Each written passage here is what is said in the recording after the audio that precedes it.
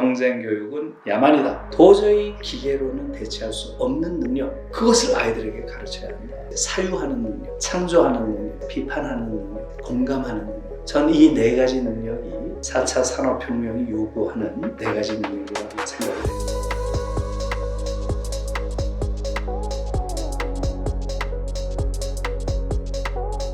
경쟁교육은 야만이라는 말이 참 가슴을 후벼파는데 너무 과하다는 분들도 계실 것 같습니다. 그러니까 제 표현이 아니고요. 테오도르 아도르노라고 하는 20세기 독일의 아주 가장 위대한 사상가라고 말할 수 있는 분이에요. 이 아도르노가 독일의 교육을 개혁하기 위해서 책도 많이 쓰고 했는데 거기서 경쟁교육은 야만이다 이런 이야기를 하고 있어요. 그래서 바로 이거구나. 한국 교육이 이렇게 야만적인 교육이 된 것은 경쟁 교육을 세계에서 가장 심하게 시켜서 그러는 거구나. 한국 교육을 잘 받은 사람들일수록 더 야만인 이유가 여기에 있구나. 책에서 보면 비인간적일 뿐만 아니라 비효율적이다라고까지 그렇죠. 말씀하셨는데 그 이유가 뭔가요? 경쟁 교육이 우리 아이들을 불행하게 하고 비참하게 할 뿐만 아니라 무능하게 해요. 너무나 큰 문제인 거죠. 그것은 과학기술의 발전이라고 하는 새로운 시대 상황과 밀접한 관계가 있는 거죠. 우리가 4차 산업혁명이라는 말 많이 하잖아요. 4차 산업혁명의 핵심이 뭔가요? 인간만이 할 수 있었던 고도의 능력을 이제 기계가 대체하는 거죠. 인공지능, 최근에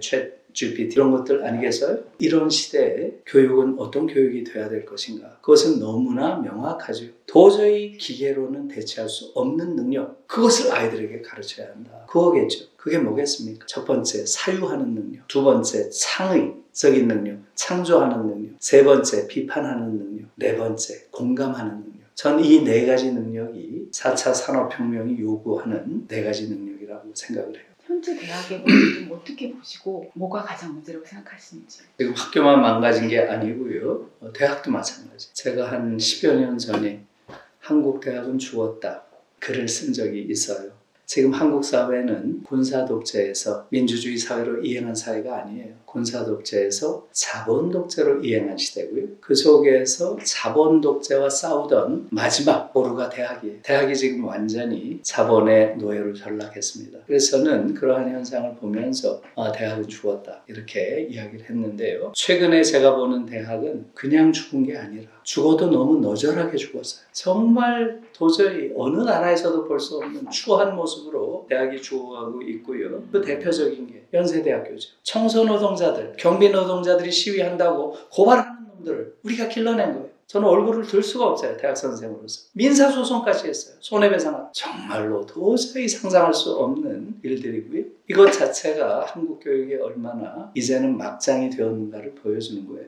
대학이란 곳이 여전히 가장 중요한 정치적 공론장이죠. 그것이 한 사회에서 갖는 의미는 너무나 큰 거죠. 지금 한국 사회가 지금 우리가 맞닥뜨린 이 정도 수준의 지옥이 된 것은 대학의 죽음과 밀접한 관계가 있어요. 세계에서 어떤 일이 벌어지든 대학에서는 대자보 하나 안 붙어요. 한국 사회에서 얼마나 참혹한 비극이 벌어져도 대학에서는 아무도 관심 없어요. 완전히 탈정치화됐어요. 실제로 더 효과적으로 대학을 장악한 것은 중앙일보 대학평가예요. 저는 중앙대 총장들 여러분한테 여러 번 얘기했어요. 정말 최소한의 자존심을 가져라. 재벌신문이 하는 그 대학평가에 왜 참여를 하냐. 우리가 언론을 평가해야지 왜 언론이 대학을 평가하는 건 있을 수 없는 이야기다. 대자본의 이데올로기를 생산하고 거기에 노동력을 공급하는 한 곳으로 완전히 전락해버렸죠. 그래서 제가 한 10여 년 전에 예상한 것보다도 지금 한국 대학은 더 비루하게 전사했다. 지금 엘리트의 386들이 한국 사회를 주도하고 있는데 이분들이 인구도 굉장히 많고 하지만 쪽수도 많고 그리고 의학기술의 발달로 굉장히 건강하게 오랫동안 여론을 주도하는 사회 지배층이 계속 될 것 같다는 걱정이 좀 듭니다. 독일의 경우는 68세대라고 하는 68혁명 이후에 사회의 질적 변화를 바랬던 젊은 세대가 완전히 새로운 교육을 만들어낸 거죠. 그때 나온 중요한 구호가 경쟁 교육은 야만이다. 그 이후에 일체의 경쟁을 시키지 않는 그러한 학교를 만들었고요. 독일의 경우는 등수도 없고 석차도 없고 학교 간의 경쟁도 없고 대학 입학 시험도 없잖아요. 고등학교 졸업시험 아비투어만 보고 90%가 붙어요. 그러니까 원하는 아이들은 다 대학에 갈 수 있도록 열어놓고 아비투어에 붙으면 원하는 대학, 원하는 학과를 원하는 때에 갈 수 있도록 다 자유를 준 거예요. 그런 방식으로 독일 교육을 완전히 바꾼 게 독일의 68세대고. 그런데 한국의 이른바 거기에 해당되는 게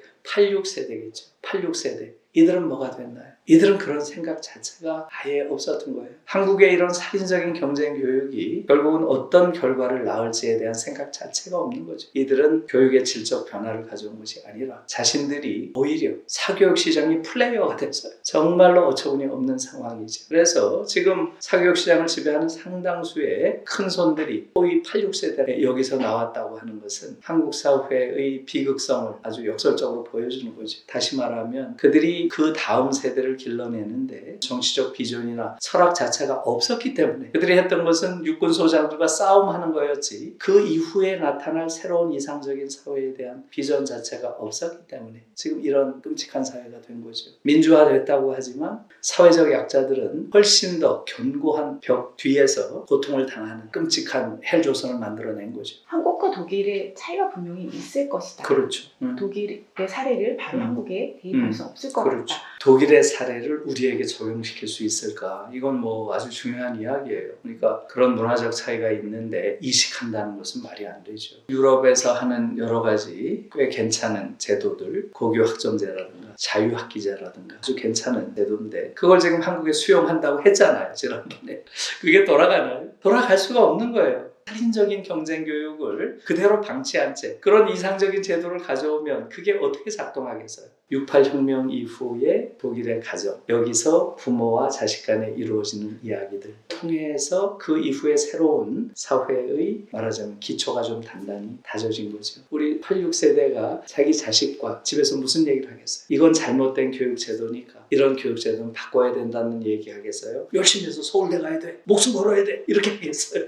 거기서 가장 기본적인 공론장인 가정에서부터 왜곡이 시작된 거죠. 그래서 어찌 보면 군사독재 시대의 비정상 사회를 그 이후에 86세대가 더 심각한 비정상 사회로 왜곡시켰다. 이렇게도 얘기할 수 있어요. 왜 그렇겠어요? 그 이전에 군부 독재 시절에는 그들이 스스로 정치적 정당성을 못 가지고 있다고 생각하니까 상당히 파퓰리스트적인 정책을 많이 펼쳤어요. 그러나 86세대는 자신들이 정치적 정당성을 가지고 있다고 느끼기 때문에 어찌 보면 더 노골적으로 자신들의 사적 이해를 관철시킬 수 있었던 거죠. 현대 젊은 세대가 생각하는 음. 공정이라는 잣대도 말씀하셨던 것처럼 이게 정말 정의로운 게 아니라 사실은 내 본전 찾고 싶다 예. 라는 욕망이 더 강한 것 같거든요. 이렇게 생각하면 정말 교육혁명의 주체가 지금 한국 사회에서 나올 수 있을까 이런 절망감까지.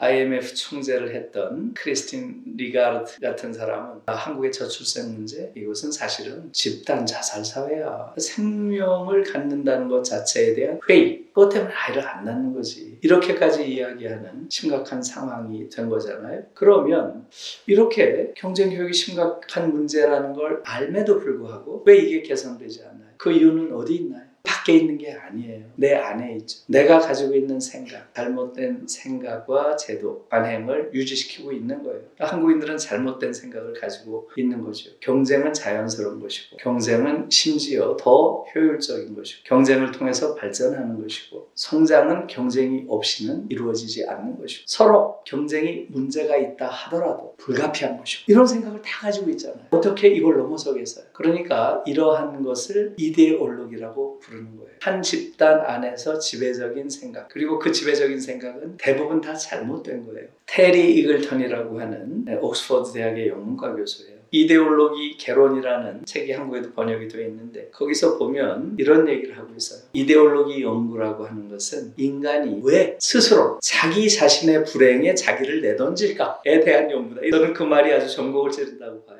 한국인들이 지금 자기 자신의 불행에 스스로 자기를 내던져요. 이 경쟁 교육에 끊임없이 자기를 내던집니다. 왜 그렇겠어요? 이데올로기 때문에. 결국은 잘못된 이데올로기가 자신의 불행 속에 자기를 내던지는 그러한 사람들을 낳는 것이고요. 그래서 지금 한국의 이 경쟁이라고 하는 이데올로기는 경쟁의 결과는 능력주의 이데올로기에 의해서 정당화되고요.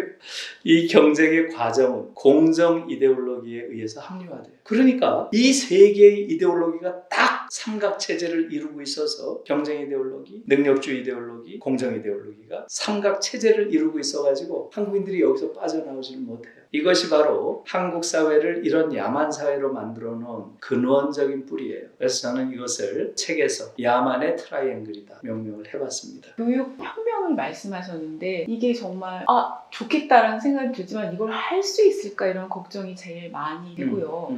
지금 한국 사회가 변화하지 않는 한국 사회의 가장 큰 적은 유토피아를 꿈꾸지 않아요. 이상적인 사회에 대한 꿈이 있어야 그쪽으로 가죠. 근데 한국인들은 왜 꿈꾸지 않는가? 여러 가지 이유가 있을 거예요. 국가보안법이 당연히 있을 거고요. 이상적인 세상을 꿈꾸는 건 위험한 거예요. 정치적으로. 그게 몸에 배다 보니까 꿈꾸는 것 자체를 우리가 금기시하는 게 아닌가 이런 생각도 있고요. 또 성적인 금기가 워낙 심한 사회니까 성적 금기가 심한 사회일수록 이상사회를 꿈꾸는 그러한 정도가 떨어진다. 이런 이론도 있어요. 우선 대학 입시 폐지 말씀하셨는데 그러면 어떻게 학생을 뽑아? 이런 의문을 당장 갖게 될 것 같습니다. 한국 사회에서 대학 입학시험을 없앤다. 이게 도대체 가능한가 이렇게 하잖아요. 그런데 유럽에서 대학 입학시험 보는 나라가 어디 있어? 이런 걸 일단 너무 모르는 거예요. 지금 독일은 고등학교 졸업시험만 보고요. 아까 말씀드린 대로 아비투어 이것은 90% 이상이 붙어요. 대학에 내가 가야지 생각하는 아이들은 다 붙는 거예요. 90% 이상이 붙으니 그러면 원하는 대학, 원하는 학과를 원하는 때에 갈 수 있어요. 심지어 30살에, 40살에, 50살에 가는 사람도 많아요. 면허증처럼 다 열어둔 거예요. 자기가 공부를 하고 싶은 사람에게는 고등교육까지 국가가 그 기회를 제공하는 게 성숙한 사회다. 이렇게 돼 있는 거죠. 그러니까 어느 대학을 나왔다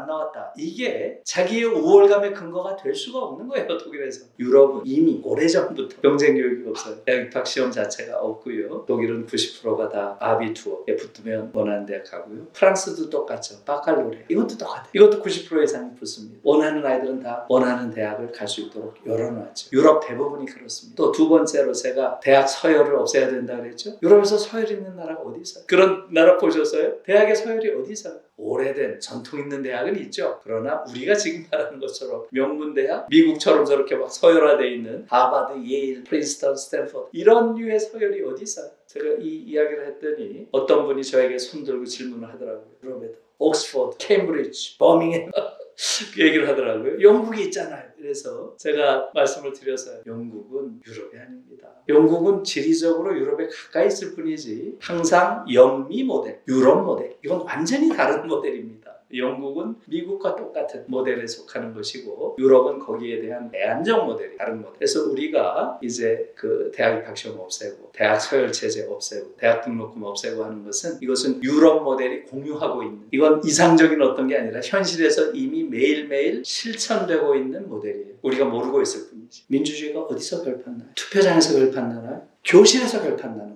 교실에서 12년 동안 우리가 성숙한 민주주의자를 잘 길러내면 그 민주주의는 단단한 성숙한 민주사회가 되는 거예요. 그런데 한국 교육 12년 받으면 성숙한 민주주의자가 될까요? 위험한 파시스트가 될까요? 잘 생각해 보세요. 한국 교육 12년 동안에 우리가 길러내는 것들은 아주 위험한 잠재적 파시스트들이에요. 그리고 이러한 교육을 너무 잘 받아서 전교 1등을 한다. 이런 자들일수록 더 파시스트적 성향이 강한 거예요. 저는 그게 가장 위험한 부분이라고 봐요. 히틀러의 과거를 극복하기 위해서는 학교에서 어떤 아이들을 길러야 될 것인가? 이 고민이 1970년 독일에서 교육개혁을 할 때 핵심적인 고민이에요. 더 이상 아우슈비츠를 반복해서는 안 된다. 히틀러가 당시에 보았던 세계상 이 핵심이 뭐예요? 첫째, 경쟁. 이 세계 근본 올린 경쟁. 둘째, 우열. 항상 우열을 하는. 셋째, 지배. 우월한 자가 지배하는 게 자연의 질서요. 인간사회의 질서야. 이렇게 주장을. 경제, 우열, 지배. 민주주의자는 어떻게 보겠어요? 민주주의자. 한 사회라고 하는 것은 다양한 성향을 가진 그러한 구성원들이 자유롭고 평등한 공동체를 이루고 있는 것이라고 보죠. 우열을 나누는 게 아니라 다양성을 존중하는 게 민주주의 사회죠. 자, 이런 맥락 속에서 한국 교육을 한번 생각해 보세요. 한국 교육, 경쟁, 우열, 지배. 12년 동안 우리도 모르게 자연스럽게 파시스트로 길러진 거예요. 저는 이게 가장 무서운 부분이라고 봐요. 우리 교육에 어디 결함이 있는 게 문제가 아니고요. 우리가 정상이라고 부르는 그게 바로 병들어 있다는 거예요. 그게 가장 큰 문제. 이걸 깨닫는 게 굉장히 중요한 것이죠. 한국인들은 90% 이상이 파시스트적 성향을 가지고 있어요. 저는 한국 사회를 후기 파시즘 사회로 봐요. 우리가 전기 파시즘 사회는 제도로서의 파시즘이고요. 이건 뭐 육군 소장들이 32년 동안 지배한 나라. 이건 민주주의를 완전히 제도로서 파괴한 나라죠. 그건 이제 정기 파시즘. 후기 파시즘 사회는 태도로서의 파시즘. 그러니까 정기 파시즘 사회가 우리의 그러한 태도 속에 각인시켜 놓은 파시즘의 잔재들. 한국은 전혀 청산 안 됐어요. OECD 38개국 중에서 교사의 정치적 시민권을 완전히 박탈하고 있는 나라는 한국밖에 없어요. 지금 여의도에 교사가 한 명도 없잖아요. 제로예요, 제로. 독일 의회에는 요 지난번에 베를린에 있죠. 640명이 앉아 있었는데 그 중에 81명이 교사예요. 81, 13%가 교사예요. 독일 의회를 구성하는 직업군 가운데 교사는 두 번째로 많은 그러한 의원을 배출한 직업군이에요. 법률가가 1등, 두 번째가 교사입니다. 어느 나라나 비슷해요. 그런데 한국은 어떻게 됐나요? 쿠데타 이후에 박정희가 63년부터 교사의 정치적 시민권을 완전히 박탈했어요. 그게 지금까지 오고 있어요. 그러면 지금 민주정부에서는 당연히 이것을 다시 복원해야죠. 말씀하신 것처럼 한국인의 90% 정도가 이 생각을 갖고 있기 때문에 개인의 각성이 어떻게 보면 되게 쉬운 것도 같지만 가장 어려운 일이고 그렇죠. 네, 예. 가장 힘든 일이 아닐까 맞습니다. 이런 생각도 듭니다. 그러니까 이제 제가 이런 말을 하면은 사람들이 충격을 받으면서 정말 그럴 수 있겠네. 너는 이렇게 빨리 수용하는데 또 놀라서 거기 희망이 있는 거죠.